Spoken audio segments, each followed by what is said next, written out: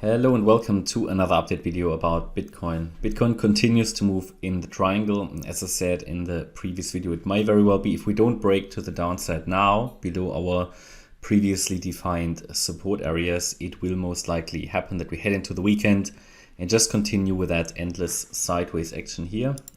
Feels like an eternity really.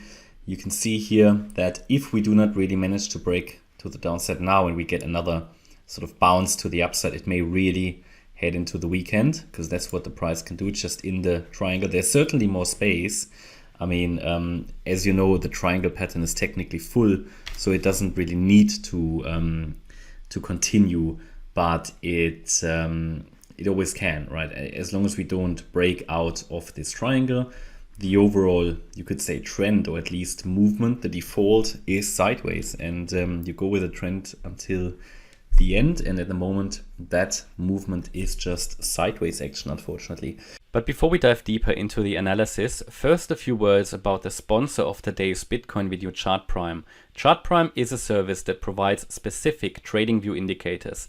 There are 5 specific and unique indicators that you can only get through Chartprime if you sign up to one of their plans. These are based on quite complex algorithms and formulas and can be helpful in identifying trade setups, which means they can provide additional signals that could support your trading. Indicators can, for example, also be useful to support Elliott Wave counts to give more confidence. Of course, you don't need to apply Elliott Wave to use Chartprime, and the combination of their indicators alone can provide trade setups and signals as well. They currently offer a 30% limited time discount, so if you are interested in this, check it out. Of course, bear in mind that no indicator works 100% of the time.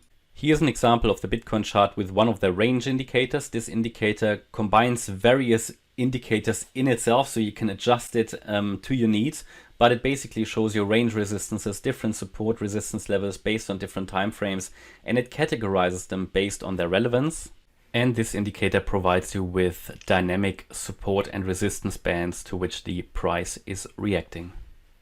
And if you're interested in checking it out, make sure that you use the link in the video description and on their website. You can also read through testimonials and you can join their Discord community, which you can join in case you have any questions about how to use those indicators. Sometimes it may be worth, when we get corrective price action like that and just sideways action and, just up and down without clear direction, it may be worth just to zoom out and trade just a higher, often more clearer time frame. Or just a bigger picture, right? Or just do nothing, or just trade with smaller position sizes, or less leverage, for example. They are all things you can do, but ultimately that's your decision. Now, if we zoom in a little bit, we just can see that wave E in the triangle may have registered its high. So again, we had in this triangle, which at the moment we count as a B wave. So the idea is that this B wave of the current correction is unfolding as a triangle. Maybe before we go into detail here, let's zoom out once more. Because in the current correction here, which I count as a wave 2, the price can unfold as a triangle here, this B wave. So the A wave is probably done. This now is a triangle. At the moment can be counted in 5 waves. That's what we want to do. A, B, C, D, E is the triangle count. Now again, as I said, it can always extend further. And until it breaks out, we have to assume that, kind of. But whenever we register here a significant swing high or a turning point, we can obviously be watching if price can now turn around and finally break to the downside. That would be the expectation based on this count, because eventually we want to see a 5-wave move down here in a C wave. Do we need it? No, but it would be, for me, the most likely option, just because it would look best based on the structure. And also a wave 2 correction would most likely go a little bit deeper than what Bitcoin already did. So ideally the wave 2 goes to minimally the 50% retracement here at 25,325. Then we've got the golden ratio as a likely area of retracement, which is at 23,970. And then basically as last key support here, we've got the 78.6 fib at 22K. So these are the 3 key support levels that we have here on the chart.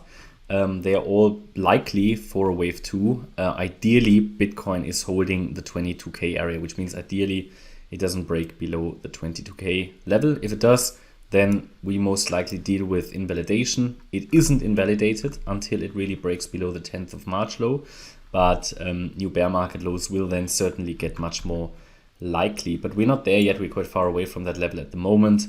So at the moment, the overall pattern is still bullish, which means we are basically in an uptrend. We are until we aren't. So as long as we don't invalidate this pattern, we can go with this as primary count of the analysis.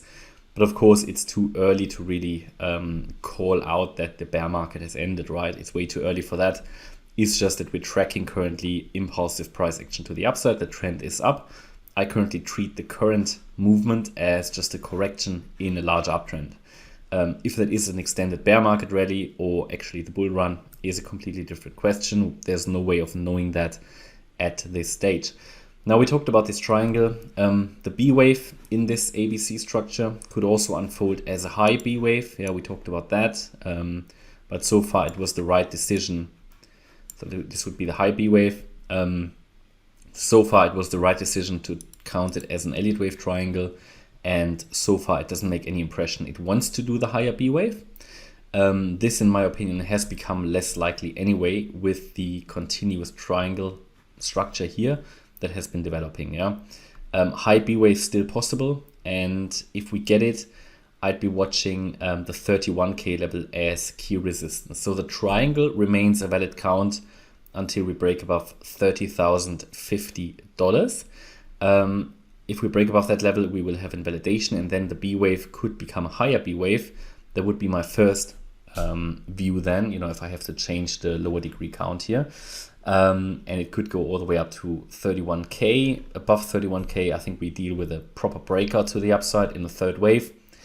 But until then, I would count it as a high B wave. So if it gets a high B wave, or if the B wave is just ending where the triangle ends, it's all part of the same scenario of an ABC structure, right? It's just a difference in terms of how it is playing out on the lower time frame. Now looking at the detail, you can see that we may have registered the high here. Talked about it in the previous video. Not too much has happened since then. We have in this E wave all we need to see. We have an ABC structure in E. That's what we want to see. That's the minimum it needs to do from a requirements point of view. Even the C wave completed 5 waves today, so that's also what we want to see. And against today's intraday high of 29,390, the focus can be on lower, I would say, because from here it can now break to the downside. It's of course too early to say, and we need to break below at least 27,660 to give us a first clear indication that this is the case, because this is the D wave low.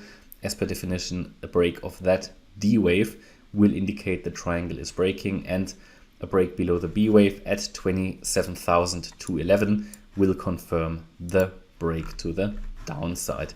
And I had a question, what would be a key target if we come down from here? Well, a common target for a C wave is the so-called 100% extension of wave A. So if we measure the length of the A wave, we go to the current E wave high, then a common target would be, again, the 1-to-1 ratio. That would take us to 25,550, or in a more, let's say, bearish version, the 1.618 extension. They are both viable targets. That would take us to 23,168. But overall, it can use the entire yellow support area. But I would be watching these two levels to get a better understanding of where the price could actually be going. And if we then look at those extension levels, compare them to the retracement levels, for example, here the 1-to-1 ratio at 25,550 basically is nearly overlapping with the 50% retracement at 25,325. If you have some confluence there, that could be an additional level to watch, really, right? Because where you have Fibonacci confluence, different support levels come together, and they may provide, again, more support and could give you a clue where that correction might actually And yeah, besides that, there is not much more to add. Hope you liked the update. If you did, please hit the like button, leave a comment and subscribe. And if you really like the content, then please check out the channel membership. Thanks a lot for watching. Bye-bye.